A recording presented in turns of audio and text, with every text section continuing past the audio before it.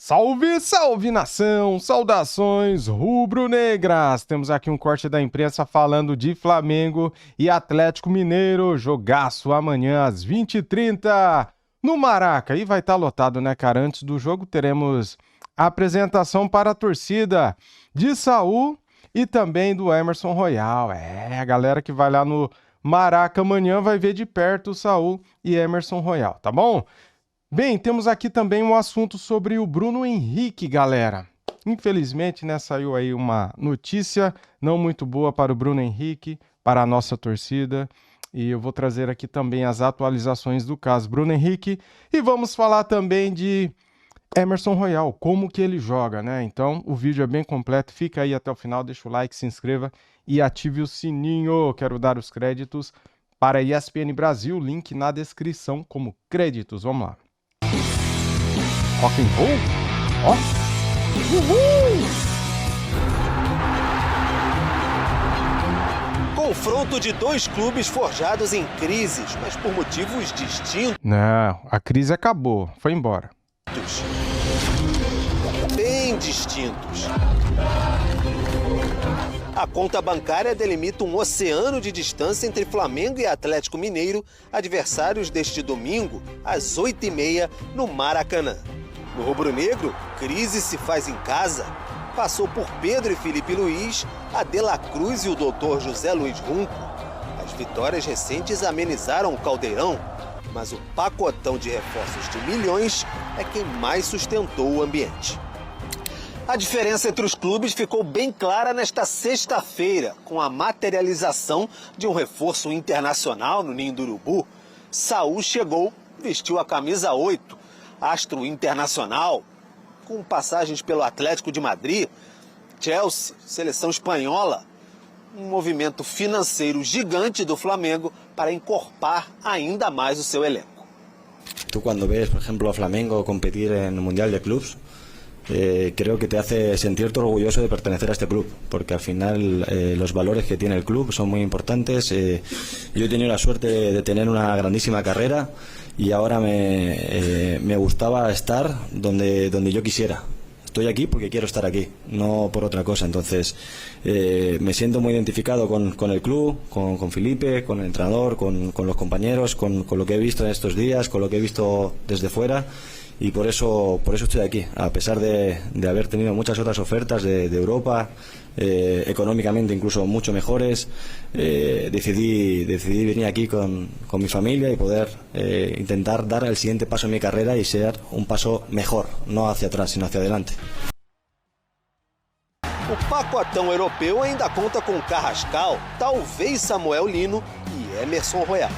Este último vai ser apresentado à torcida justamente contra o Galo, no Maracanã, ao lado de Saul.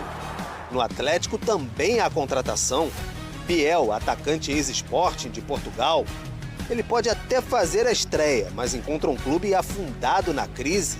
Uma semana caótica, com jogadores na justiça devido aos salários atrasados.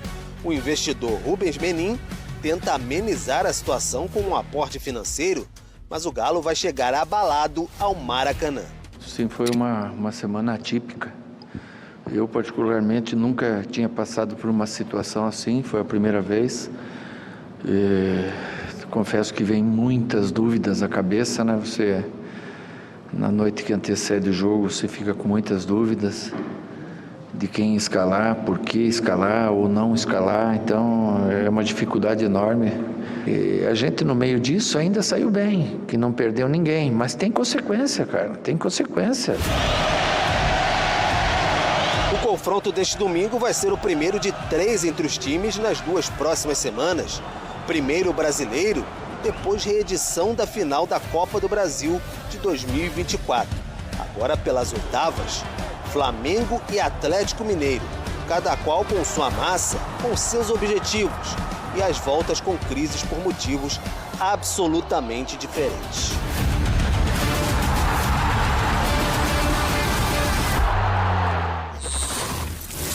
Sport Center. Notícia de última hora foi de esportes, porque o atacante Bruno Henrique do Flamengo virou réu por fraude em apostas esportivas. O irmão do jogador, Vander Nunes Pinto Júnior, também foi denunciado pelo Tribunal de Justiça do Distrito Federal. A defesa deles tem até 10 dias para apresentar resposta à acusação. E esse prazo conta a partir da data que eles forem notificados oficialmente. Segundo o Ministério Público, o jogador teria forçado um cartão amarelo no duelo entre o rubro-negro e o Santos, ainda em 2023. Bruno Henrique foi advertido 2 vezes na partida, a primeira já no fim do jogo por agredir um adversário, e já o cartão vermelho ocorreu depois do apito final por ofensa ao árbitro da partida. A investigação policial reuniu conversas que provaram que Bruno Henrique teria, de forma intencional, provocado a punição em combinação com o irmão. A decisão é do juiz Fernando Brandini Barbagallo, da 7ª Vara Criminal do Distrito Federal. E com isso, Bruno Henrique e o irmão vão a julgamento pelo crime. Por outro lado, o juiz rejeitou a denúncia de estelionato, negou os pedidos de medidas cautelares, entre elas o pagamento de fiança no valor de R$2 milhões. Bom, André Kfouri, então agora o Bruno Henrique. Bruno Henrique, seria melhor ter dado esses 2 milhões para a sua família, né, cara? E não ficar aí com essa historinha de aposta, né? Que prejuízo, hein, cara? Que notícia chata, triste, né? Que é réu no caso e vai ser julgado pelo caso. A assessoria de imprensa do Bruno Henrique informou que ele não vai se pronunciar e o Flamengo também não, por hora.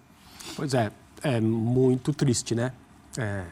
Isso significa um passo a mais numa história que já era estranha, que já tinha contornos preocupantes do ponto de vista da participação do Bruno Henrique. E agora se tem uma camada a mais de indícios que, de fato, ele está envolvido nesse tipo de fraude. Para um jogador do nível dele, com a experiência que ele tem, o caminho que ele ainda tem pela frente, o clube no qual ele joga, eu acho uma notícia triste para o futebol, mas não tem jeito. É preciso saber quem praticou o quê. O jogo, do ponto de vista da lisura e daquilo que as pessoas de fora, né, opinião pública, acham que é o futebol, ele não pode ser manipulado desse jeito.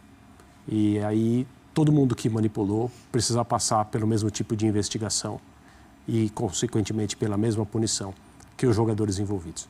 Pois e Breler, é importante que todo mundo entenda que o caso é muito grave. Mas foi só um cartão amarelo, isso não muda.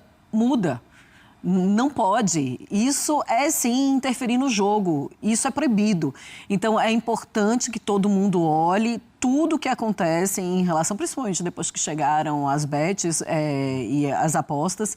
É importante que se olhe e é importante que todos sejam punidos e rigorosamente punidos. Exato, Marcela. E o Bruno Henrique começa muito bem a temporada, ele é o protagonista da conquista da Supercopa diante do Botafogo. Tem uma oscilação justamente depois que ele é denunciado, né, antes de ser indiciado e se tornar réu.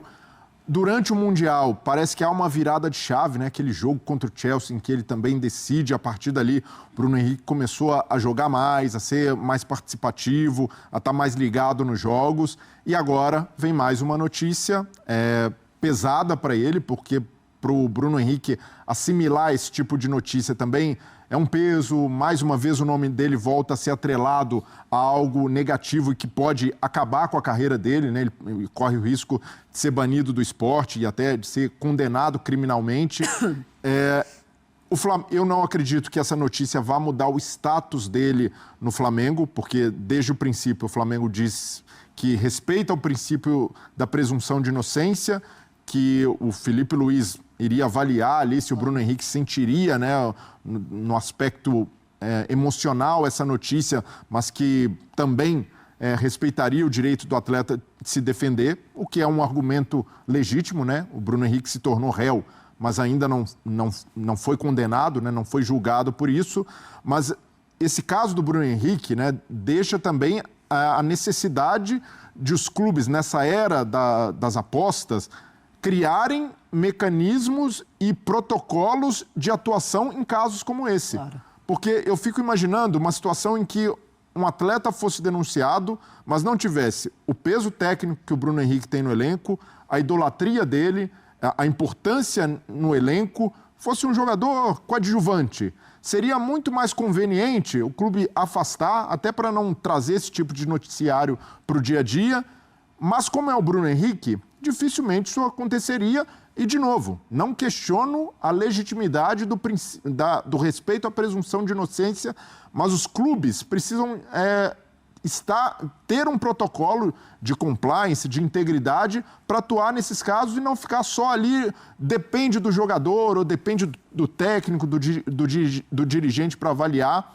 E, de novo, o Bruno Henrique vai ter de lidar com a repercussão desses episódios, do momento em que tiver de ir ao tribunal se defender, e é algo muito pesado, né, para um jogador num clube como o Flamengo, mais popular do país, e um jogador do tamanho dele, lidar com isso e acreditar que não vai se afetar por nada. Sim. Pelas repercussões que uma denúncia tão grave como essa tem. Pois é, e antes já tínhamos visto acontecer em outras séries D e C do Campeonato Brasileiro, mas na Série A, com um jogador do Flamengo envolvido, é claro que tudo fica muito mais assustador. Essa é a palavra que eu uso nessa época de apostas no futebol, no esporte em geral.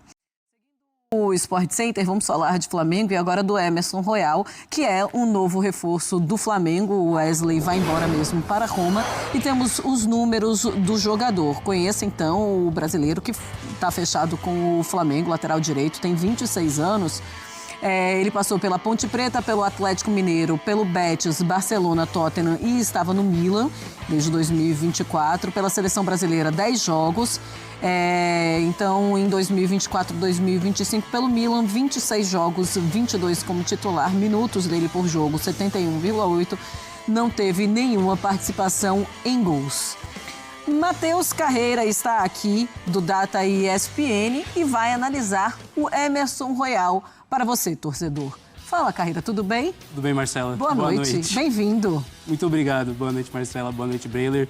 Boa noite, André. Boa noite. Boa noite, camarada fã de esporte. É isso, Flamengo agregando mais uma peça que esteve num alto nível competitivo aí em grandes ligas da Europa. Estamos falando de Emerson Royal, peça de substituição para Wesley. Vamos falar um pouquinho sobre como atuou esse jogador na última temporada pelo Milan, certo? A gente vê aqui ele compondo a linha defensiva do Milan pela direita.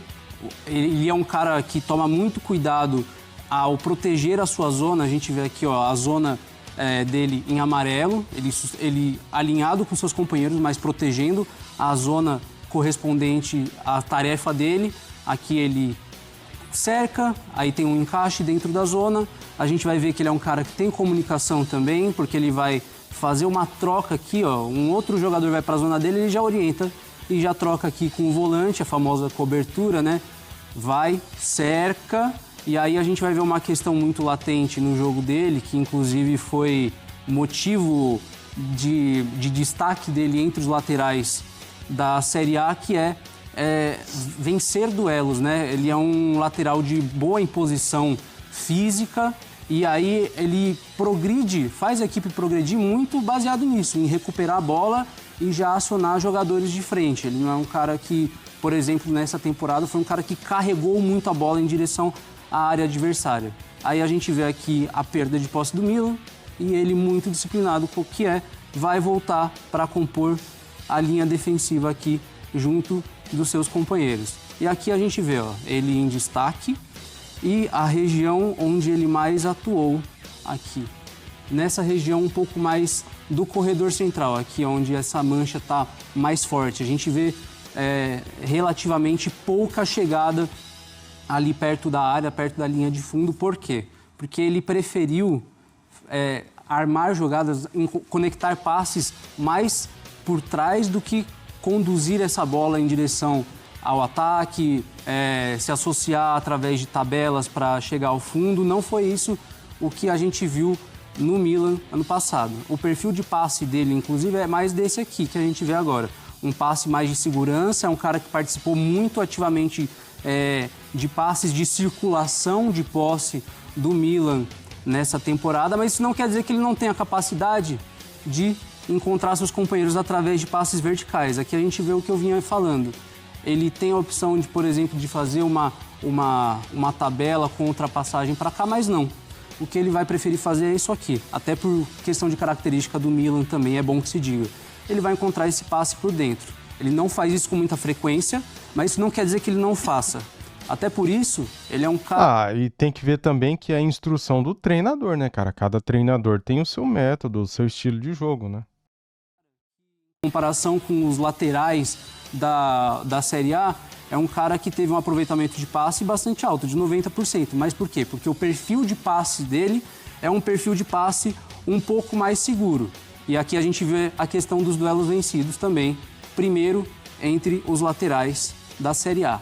Mas nem tudo são flores, claro, os jogadores são seres humanos não são perfeitos. A gente vê aqui algo muito inerente ao jogo dos laterais, é bem verdade, que é um certo descuido ali em relação às próprias costas. A gente vê que houve aquela troca de jogadores dentro do setor dele, mas a partir desse momento, o camisa 19 aqui da Juve vai atrair bastante a atenção dele.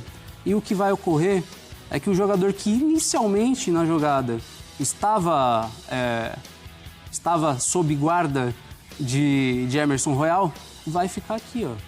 Ele vai ficar aqui, no que o Caio falou, inclusive na análise anterior, no lado cego do lateral. Então, vejam só como ele mapeia o campo, mas deixa um pouquinho de lado a região das próprias costas. E aí o que acontece?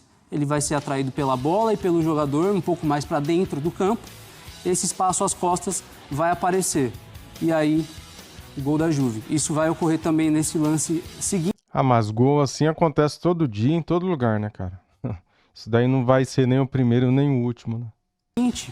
Onde nós vimos que ele é um jogador de boa imposição física, acostumado a vencer duelos, mas isso gera um pouco de excesso de confiança. O que eu quero dizer com isso?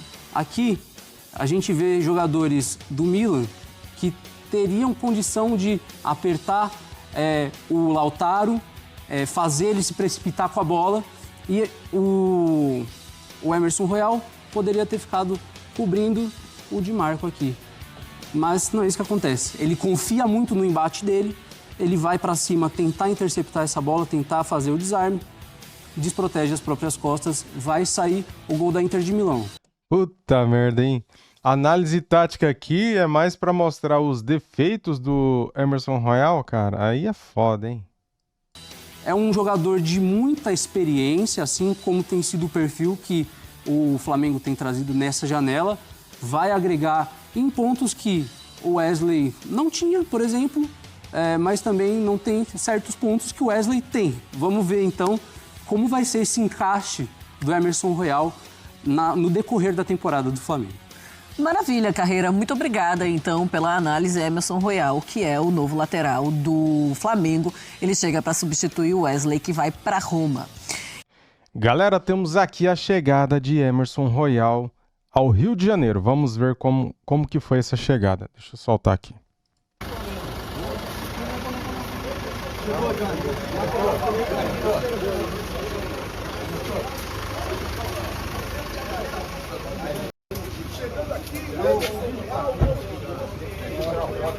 Beleza? A nação de 52 milhões está abraçada com você. Somos uma nação de 52 milhões. O Royal é mal. A imagem tá boa pra caramba, hein? Tá muito boa. Pega um, pega geral hoje. O Royal é mal. Pega um, pega geral hoje. Coisa boa. Isso é bom.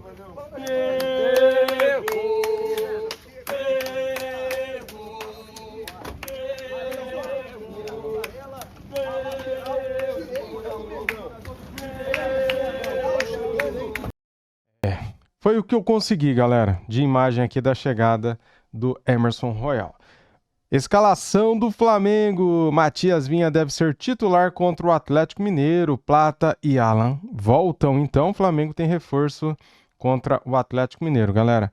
Tínhamos 8 desfalques contra o Bragantino e agora temos aí mais jogadores à disposição. O técnico Felipe Luiz ganhou 2 reforços para a partida contra o Atlético Mineiro neste domingo às 20h30 de Brasília, no Maracanã, pela 17ª rodada do Campeonato Brasileiro. Respira. Alan e Plata. O atacante está recuperado de uma tendinite na coxa direita, enquanto o volante fez controle de carga devido a um quadro de fascite plantar no pé direito. A tendência é que Alan volte ao time no lugar de Everton Araújo, apesar de o jovem ter sido muito elogiado por Felipe Luiz contra o Bragantino. Já Plata disputa a posição com Pedro, que voltou a ser titular no último jogo. Eu acho que o Pedro vai continuar sendo titular, tá? Mas a principal novidade no time deve ser a titularidade de Matias Vinha. O lateral esquerdo uruguaio entrou no segundo tempo e foi um dos melhores em campo na vitória por 2-1 sobre o Bragantino na última quarta-feira e pode ganhar sua primeira chance como titular desde a grave lesão no joelho que o afastou dos gramados por 10 meses. Do lado direito, com a saída de Wesley para a Roma, Varela assume o posto. Pulgar, Alexandro, Ayrton Lucas, Michael, Danilo continuam no departamento médico, enquanto De La Cruz foi liberado para passar o final de semana com a família no Uruguai depois da polêmica na semana envolvendo o ex-chefe do DM, José Luiz Runco. Felipe Luiz ainda terá o último treino na manhã deste sábado para definir a equipe.